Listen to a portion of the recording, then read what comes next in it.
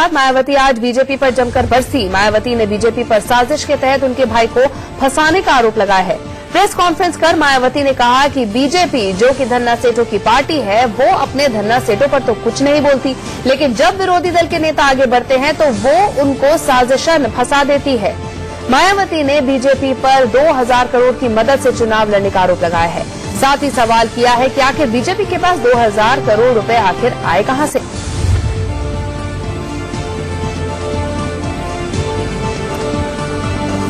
कि जब इस पार्टी के लोग व इनके रिश्ते नाते रातों रात धन्ना सेठ बन जाते हैं तो वे उसे जायज ठहराते हैं। और यदि हमारे वंचित वर्गों में से कुछ लोग अपने खुद के कारोबार करने के मामले में थोड़ा भी आगे बढ़ते हैं तो तब फिर इन्हें काफी ज्यादा तकलीफ होती है और फिर वे सत्ता व सरकारी मशीनरी का दुरुपयोग करके अपना इनसे जातिवादी द्वेष निकालते हैं, जो जग जाहिर है वह अति निंदनीय भी है। तो आपको बता दें कि मायावती के भाई आनंद कुमार की 400 करोड़ रुपए की संपत्ति जब्त कर ली गई है। आपको बता दें कि मायावती ने अपने भाई आनंद कुमार को हाल ही में बसपा का राष्ट्रीय उपाध्यक्ष भी नियुक्त किया था और नोएडा का जो एक प्लॉट है उनके भाई का, उसको जब्त करने के आदेश भी जारी कर दिए गए हैं। 7 साल की सजा है और प्रॉपर्टी की कीमत 25% जुर्माने का प्रावधान है इस कानून के उल्लंघन पर। तो मायावती ने इसी पर बीजेपी पर पलटवार किया और कहा है कि उनके धन्ना सेठों के पास इतना पैसा है, 2000 करोड़ रुपए से की मदद से उन्होंने चुनाव जीते हैं, अपने धन्ना सेठों पर कोई कार्रवाई नहीं करती है बीजेपी। और ये भी कहा है कि जब भी कोई पिछड़ा वर्ग आगे आने की कोशिश करता है तो बीजेपी इसी तरह की कार्रवाई करती है।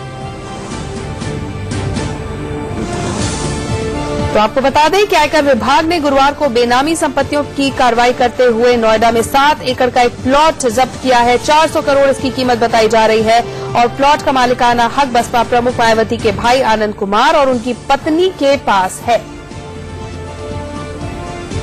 विजय मिश्रा हमारे सहयोगी हमारे साथ जुड़ रहे हैं। विजय, मायावती ने सीधा आरोप बीजेपी पर लगा दिया है, लेकिन आयकर विभाग अपनी कार्रवाई कर रहा है।